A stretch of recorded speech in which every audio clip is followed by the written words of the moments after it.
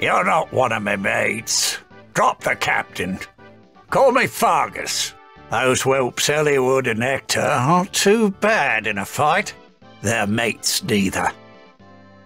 Our last Grand Hero battle unit for Book 7 is Fargus, a non-playable pirate from Blazing Blade. Drawn by Sueda Ipe, you already know we're in for a good time. This past year's Heroic Hero class has been pretty strong with a lot of unique weapons, and Fargus is joining that prestigious crew. We started Book 7 with an Axe Infantry unit, and we're ending with one as well. Fargus is an axe fighter with 43 HP, 47 attack, 31 speed, 40 defense, and 32 res. He has attack and defense super boons. Fargus is right behind the top for highest attack among all axe units, and he'll come with a decent 40 defense. 32 res feels a bit higher than what you expect from a free-to-play axe unit, but that's due to a somewhat low 31 base speed. We have a good amount of speedy and slower axe fighter this year, but Fargus has a secret stash to make him stand out. Now, Mr. NPC is getting a unique axe called the Corsair Cleaver. First off, at start of turn, if Fargus is within 3 spaces of an ally, grant plus 6 attack and defense and the regular warp status to Fargus and allies within 3 spaces for 1 turn. For combat, this guy has accelerated specials. He then has more than 25% HP, grants plus 5 to all stats, he makes a free follow-up attack, and Fargus gets full-on tempo. No guard and no special charge. This is an incredible free-to-play weapon. Fargus rallies his crew with a 3-space buffing range for attack and defense and warping. It's like a joint attack and defense of 4. He then has slaying, stats, a follow-up, and tempo. That follow-up is really nice with his low speed, and he's in a position to cancel out fall denial on the really slow foes. With slaying plus no guard, Fargus can get consistent and quick specials. No special charge is also amazing since if you pair it with guard, the enemy cannot charge any specials unless they bring no guard themselves. This anti-special perk set gets even stronger when you throw in Scowl to mess with pre-charged specials, and wouldn't you know, we just got a mythic unit who can provide Scowl to non-dragon units. Suffice to say, but Corsair Cleaver is very cool. Fargus may have spent the majority of his fortune on that shiny axe because his base kit is nothing special. Dragon Fang for his high base attack is fine, and this free-to-play unit actually has cooldown perks on his weapon. Attack and defense ideal 3 is back for plus 5 to those stats. At least Fargus can give himself a status to keep the effect active. Last up is Infantry Pulse 3, still locked to 5 stars, but another grow option is good, and we did get the tier 4 recently. Funny enough, Fargus doesn't really have that high of an HP stat like some other berserkers. 43 base is not crazy, so you may need an HP boosting skill depending on your other teammates' investment. Now it is nice extra support perk to go with his weapons buffs. Now if you merge Fargus up, the neutral nature will grant plus 1 HP, defense and res. If you want to go for big damage, you may want to swap to that attack super boon. Fargus has a lot of free-to-play axe infantry competition, but with his unique axe, he'll carve out a niche for himself regardless. The 2 most recent Heroic Hero axe fighters have similar stats. Windtrap Fuga focuses on defense, and Summer Donald puts some points into HP. Now, Donald is a trainee, if that interests you. The 3 other units from this year are Hans, Fallen Linus, and Valentine's Effie. The last 2 are our high-speed focused units, and Linus has his own weapon. Hans is more of a berserker who has higher HP and a decent amount of speed. He wants to get hit, so he'll hit back harder.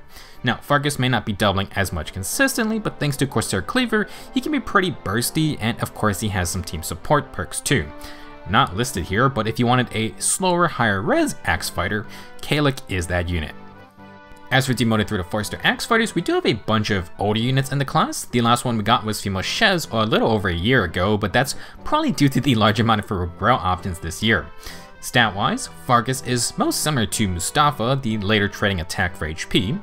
Baltus is one of the more min-maxed, slower units out there, and Basilio puts some points into speed. On the faster side, similar to Hans, we have Atlas, who is a trainee. Female Shez is the most recent high-speed pick. Her Crimson War Axe is okay, but personally I replaced it with the Arcane Downfall for my own merge project. Now if you're curious about upcoming refines, I believe Mustafa is the closest one, probably in the first half or first quarter of next year. You may want to also keep an eye out for a second Arcane Axe if you're building up any merge projects. For general playstyles for Fargus, having assorted specials and a free follow-up is pretty amazing for his lower speed. He'll have some kill pressure with his high base attack, and slang plus no guard means specials will charge consistently. It pairs well with heavy blade or breath type sacred seals. For example, Fargus can retaliate with a slang bonfire if he gets hit first. If you want to initiate with heavy blade, you can actually charge and proc Ignis or Dragon Fang on your follow-up. Fargus also has some safety when taking counterattacks. Thanks to tempo, we have the no special charge effect, which will delay enemies trying to use their own breath type cooldown. If you pair this with guard, now the enemy cannot charge special at all. They can only counter this with their own no guard. For some other skills, Fargus can keep his base kit. Ideal will activate off his warp status, so honestly I would keep that. You could swap to speed or res boosting skills. Maybe you want to go full tank. Though close will neutralize enemy field buffs, attack mode could replace infantry pulse. If you wanted to empower Fargus' support, then you can try to buff speed and res on your allies. Link B skills let Fargus get the buff himself, or you could go with something like speed and res gap since he might be far away. A rally is also fine too. You could also stack in combat buffs like with closer distant guard and various drive type skills. Just because they are somewhat recent, Fargus could use the newer support skills we've gotten, Rally Speed and Res to fill out your 4 buffs on an ally, and the new Ruse 4B skill. Infantry Pulse 4 is real good now, and it gives the user times pulse so Fargus can help the team and charges on special at the same time. Honestly, his lower HP could work nicely if you had another Infantry Pulse teammate on top of the chain.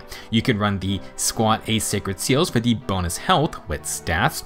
Additionally, Fire Flood Boost 3 just came back, and it does have plus 5 HP with guard. If you're fine with getting guard via the Ruse debuff status, then you could go with a Finish A skill if you pre-charge something like 2 cooldown Glimmer, Moonbow, or Ruptured Sky. Some healing would also be nice for Fargus there. If you wanted a more aggressive build, Fargus could be scary if you give him some damage reduction piercing. For example, he can pull off the Slang Bonfire, Special Spiral 4 loop. You can even run something like Pledge C skills for breath type cooldown, and you keep that seal slot open. If you initiate with Bonfire ready, Pledge can also mean you could get double bonfires, similar to how Nino was doing it on the banner. Now obviously, Fargus does not have everything. He's still a free-to-play unit. His follow-up can be stopped easily, he's not super fast, and he has 0 damage reduction if you want to go with a build like this.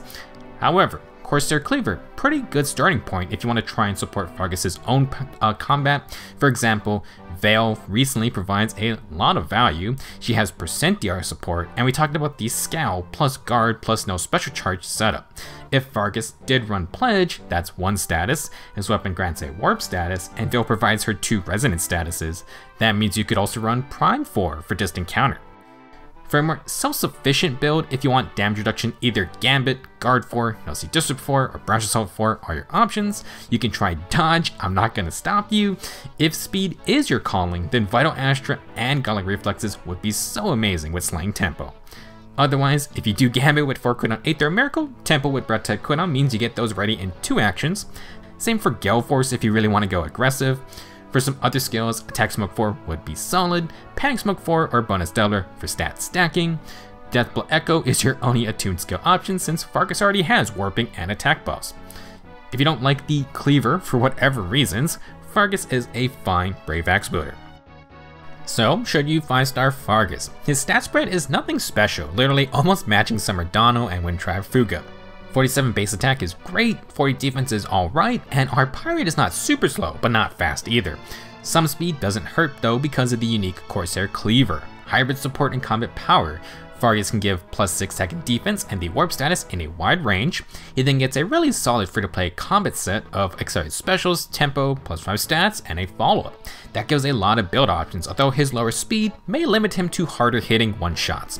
That can work fine with Slang plus Tempo, although Tempo's no guard and no special charge effects truly shine when paired with other cooldown skills. Blade or Breath type cooldown is highly recommended, and Guard with Tempo completely stops special charging for the enemy. No guard also means Fargus is just always getting at least 1 cooldown per action. Overall, Fargus is an awesome free-to-play pirate. We got a good amount of decent X5 this year, including a couple with their own unique weapons. Most arcane weaponry in general also seem focused on personal combat. Corsair Cleaver lets Fargus share some of his treasure with teammates, and honestly, who doesn't like team-wide warping? It's like a budget harmonic cantrip. The 3-space range is pretty surprising, but remember the warp status itself is only the regular 2 spaces. Regardless, Fargus can go with a more support route if you really want. Infantry Pulse 4 benefits the user, especially when they have accelerated specials. That's all I got to say about our last Ground Hero battle unit for Book 7. Pretty fun way to end it. Hopefully Book 8 starts off strong too. Let me know your thoughts on Fargus and go beat that Ground Hero battle to claim him. Thank you for watching, and I will see you guys in the next video.